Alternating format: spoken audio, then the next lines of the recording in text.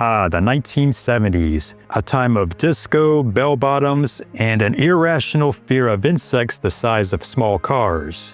While Hollywood was giving us Jaws and The Exorcist, a smaller yet equally terrifying subgenre was crawling onto screens: killer bug movies. They're gross, they're weird, and yes, they're kind of awesome. Let's dive into the best of the bunch, and maybe keep some bug spray handy.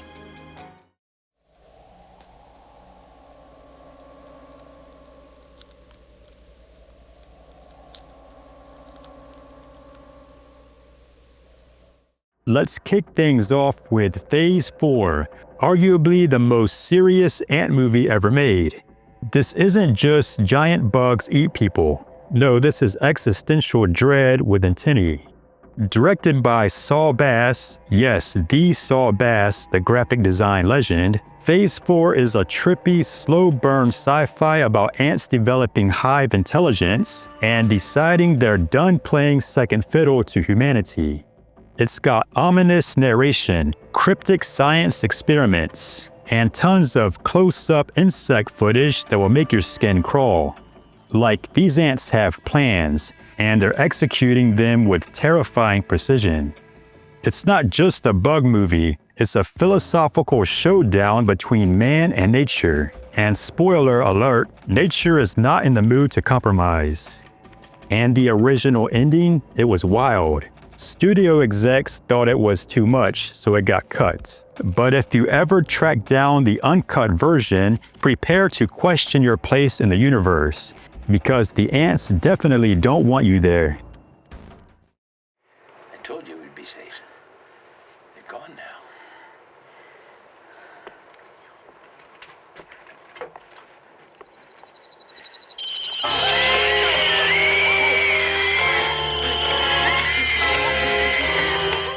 Next up, Empire of the Ants, a movie that asks the bold question, what if ants were the size of golf carts and also into real estate scams? Directed by Bert I. Gordon, aka Mr. B.I.G., the king of making things unnaturally large, this gem stars Joan Collins leading a tour of potential land buyers through what should be a tropical paradise. Until the ants show up. The giant ants, created with a mix of puppet props and actual ant footage superimposed on the screen, don't just kill people. Oh no, these ants are organized. They use pheromones to mind control humans and run an entire ant-operated sugar mill. Yes, the ants have industrialized. They have a plan, and that plan includes turning Florida retirees into obedient workers. Between the bargain bin effects, the unintentionally hilarious action scenes, and Joan Collins giving 110% like she's in a Shakespeare play, this one is pure drive-in gold. It's dumb, it's delightful, it's Empire of the Ants. And it might just make you look twice the next time you see a sugar trail on your kitchen counter.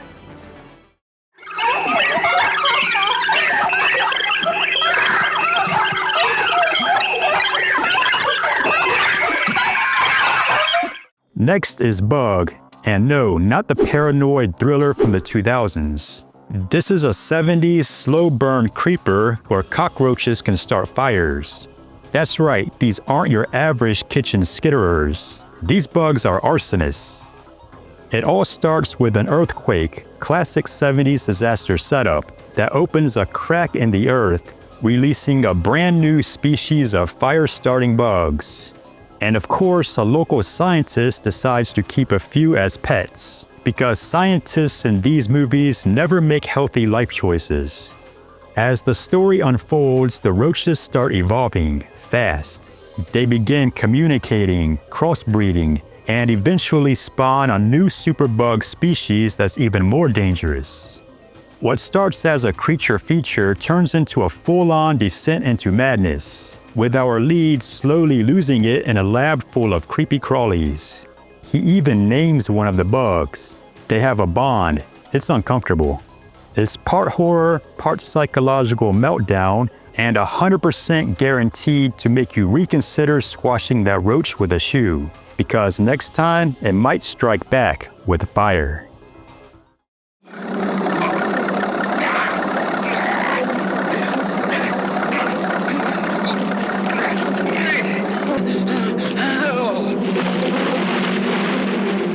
And now the savage bees, because if there's one thing New Orleans needed during Mardi Gras, it was a swarm of murderous bees. A mysterious swarm of Africanized killer bees makes its way to New Orleans just in time for the biggest party of the year. And what better backdrop for stinging death than thousands of tourists in masks not noticing anything is wrong? This is a made-for-TV movie, so the gore is mild, but the tension buzzing. People get trapped in cars, attacked in swimming pools, and stung mid-parade, all while local authorities try to downplay everything like it's a minor inconvenience. The real highlight though, a woman drives a bee-infested car into a giant freezer to trap them. It's basically Fast and Furious Pest Control Edition. Is it a little slow? Sure. Are the bee effects mostly sound design and stock footage? Absolutely. But somehow it all works.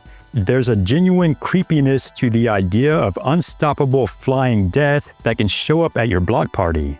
It even got a sequel the next year, because clearly the bees weren't done partying.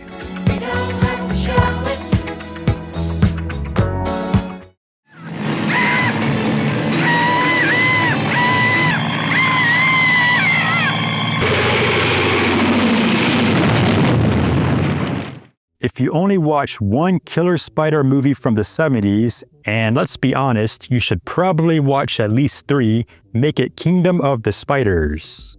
William Shatner stars as a small-town vet who discovers something's not quite right with the local livestock. Spoiler, they're full of spider venom. Even bigger spoiler, the spiders are just getting started. This isn't a 1 or 2 spider situation. This is full-blown invasion. Tarantulas in the barn, in the house, in the car, on your face, everywhere. And they used real tarantulas, thousands of them, like actual living spiders all over the actors. And William Shatner just powers through it like a man wrestling his own contract. What starts as a creepy mystery turns into a full-blown siege movie.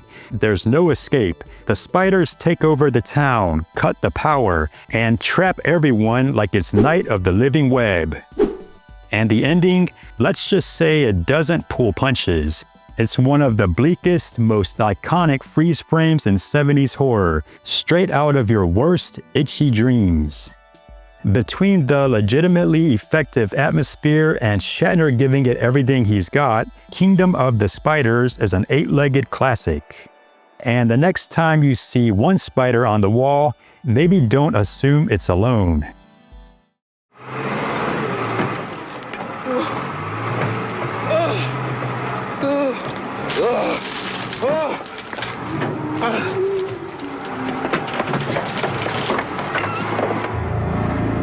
Ants is what happens when a luxury hotel gets invaded by a colony of aggressive, possibly mutated ants with a serious grudge against humans.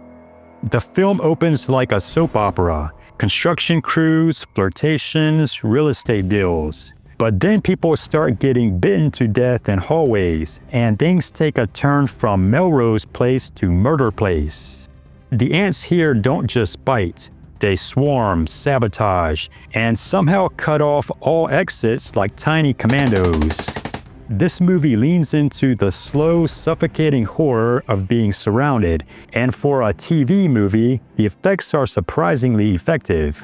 They use real ants in a lot of the scenes, and the actors were apparently just told to deal with it.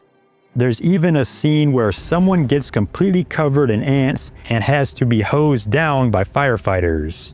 If that doesn't scream peak 70s TV, I don't know what does. It's campy, it's claustrophobic, and it delivers on the promise of its title, ants. Lots of them.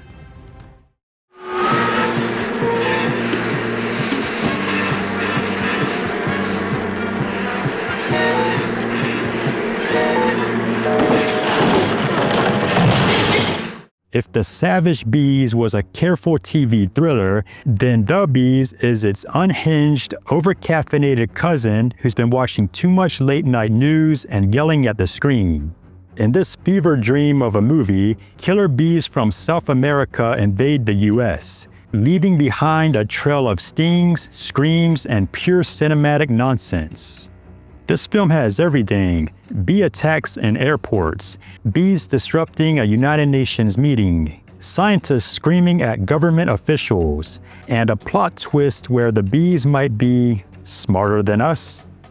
John Saxon stars as a bee expert who constantly looks like he regrets signing the contract. And the bees, they're just stock footage glued into the chaos with buzzing sound effects cranked to 11. At one point, there's a theory that the bees are targeting humans because of vibrations from pollution. Sure, why not? And the ending? Let's just say it involves psychic communication, bee negotiation, and the suggestion that maybe, just maybe, we should let the bees be in charge now. It's preachy, panicked, and practically allergic to subtlety, but it's never ever boring. That a girl. Nice, Jennifer. Pretty girl. Nice, Jennifer. Good girl. Ever wondered what Carrie would be like if instead of psychic powers, she just had a bedroom full of spiders? Well, someone did, and they made Kiss of the Tarantula. This film follows Susan, a shy teenage girl with two hobbies: listening to spooky organ music and sicking her pet tarantulas on people who upset her. Is your aunt being mean? Spiders. Is your boyfriend acting shady? Spiders. Are you just having a bad day? You guessed it, spiders. And yes, the tarantulas are real, and they're everywhere. In bed sheets, in lockers, in people's faces. Moving at about half a mile an hour, but still somehow deadly. There's a strangely melancholic tone here, like the movie's not sure if it's a horror flick or a tragic coming-of-age story with murderous arachnids. Susan talks to her spiders like they're trusted confidants, and honestly, they're more loyal than any of the people around her. Is it slow? Oh yeah, but there's a weird charm to its low-budget moodiness and deeply specific premise. If nothing else, it'll make you think twice about opening that shoebox under someone's bed.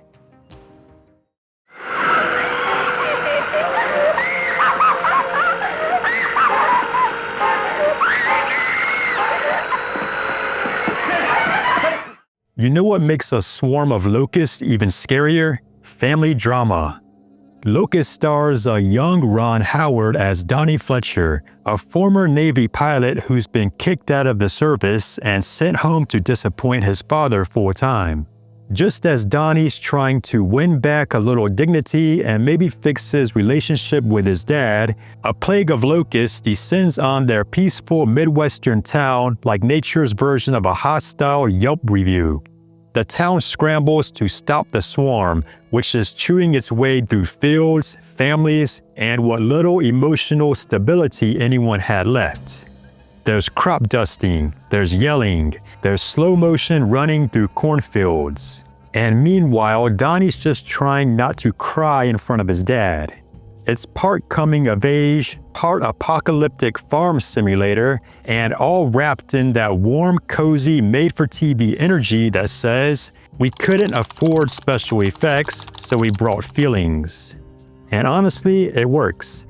The bugs are real, the drama's relatable, and Ron Howard somehow makes getting overrun by grasshoppers look like a rite of passage.